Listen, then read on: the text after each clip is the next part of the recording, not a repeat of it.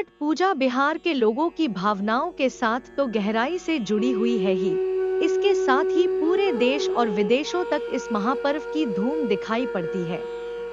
शायद ही कोई हो जो छठ पर्व के बारे में न जानता हो।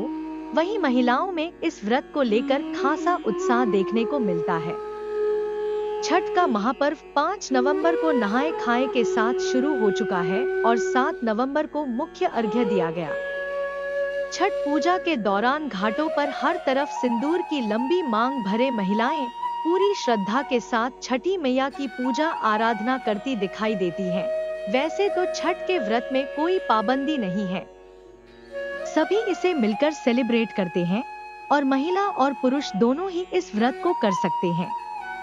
लेकिन अगर देखा जाए तो महिलाओं में छठ पर्व के व्रत रखने को लेकर ज्यादा उत्साह देखने को मिलता है और वह बहुत पहले से ही इसको लेकर तैयारियां शुरू कर देती हैं। छठ के व्रत के दौरान उगते सूर्य और अस्ताचलगामी सूर्य को कमर तक पानी में खड़े होकर जल दिया जाता है। यह निर्जला व्रत करीब 36 घंटे लंबा होता है। इसके बावजूद लोगों में जबरदस्त उत्साह और एनर्जी देखने को मिलती है। तो चलिए जानते हैं इस महापर्व के बारे में कुछ खास बातें। क्यों मनाया जाता है छठ पर्व? छठ पर्व को लेकर कई पौराणिक कहानियां मिलती हैं। एक कथा के मुताबिक पांडव जब अपना सारा राजपाट जुए में हार गए थे, तब भगवान कृष्ण द्वारा बताए जाने पर इस व्रत को द्रौपदी ने किया था। वहीं एक अन्य पौराणिक कथा के मुताबिक राजा प्रियव्रत और उनकी रानी को कोई संतान नहीं थी, जिसकी वजह से वह दुखी रहा करते थे। एक दिन उन्होंने महर्षि कश्यप से यज्ञ करवाया, जिसके फलस्वरूप रानी मालिनी ने पुत्र रत्न को जन्म दिया, परंतु वह मृत पैदा हुआ। इससे राजा इतने दुखी हो गए कि उन्होंने प्राण त्यागने का फैसला कर लिया। जिसके बाद माता षष्ठी प्रकट हुई और उन्होंने राजा से कहा, तुम मेरी पूजा करो।